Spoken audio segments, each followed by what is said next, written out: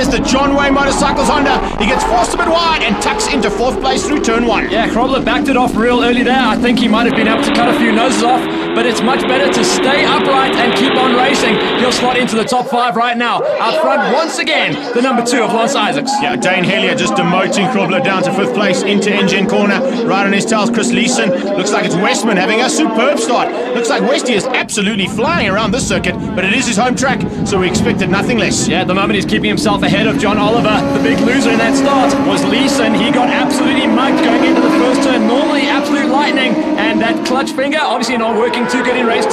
John Oliver back up in racing. There's Heinrich Greta also back up just ahead of the battle between Beaton and Oliver. Beaton on a standard Honda and looking so good there with John Oliver on the development bike down the back straight away. Just behind them was Mark Edwards. Now he's leading in the Masters category. There are only 2 Masters in Cape Town. One of them was Heinrich Greta, who went down in the first race, and looks like his teammate on the Icarus machine is going to take the victory in the Masters. Back on board with Sheridan Marias on the Aprilia. First time through the flick-flack, the chicane, onto the start-finish straight. Look at that thing move around. He is squeezing every inch of horsepower he can out of the Aprilia. He will not let these guys get away. We are on for a big race. Calonese hits the front. He certainly does, and pretty harshly too. Did not give anything to Lance Isaacs through Wesbank corner. Now they head up towards engine. He's going to have to go very defensive because Isaacs might come straight back at him, and does so on the brakes into engine, and Sir Lancelot retains the lead. This is all good news for the men in 3rd, 4th and 5th. If the leaders keep dicing like this, slows down the pace, they're not going to be able to get away on those powerful Hondas,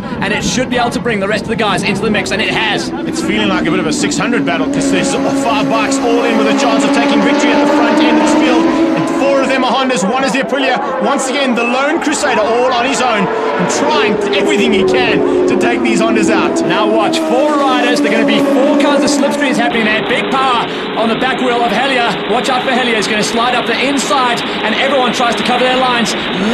Late on the brakes into Cape Town. Very late from Sheridan. You can see that when he was on board. Hellier was going to come up the right-hand side. We were expecting him any second, and he didn't arrive. So Sheridan was brilliant on the brakes. Now they come into the 2nd gear corner. This is the chicane. There's not much line. We just saw in the previous lap how tight that chicane is. On board with Sheridan Marias. Now we're going down towards Wesbank corner one more time. There's a 5th Honda coming to play, Matt. It's Nick Krobler. Yeah, well, I was going to say it's Leeson as well. Leeson actually recovered from his bad start. He's now tagged himself onto these guys, so watch out for him next time we go down the main straight. Krobler, he's looking a little bit lonely down there in 6th place. No one to play with.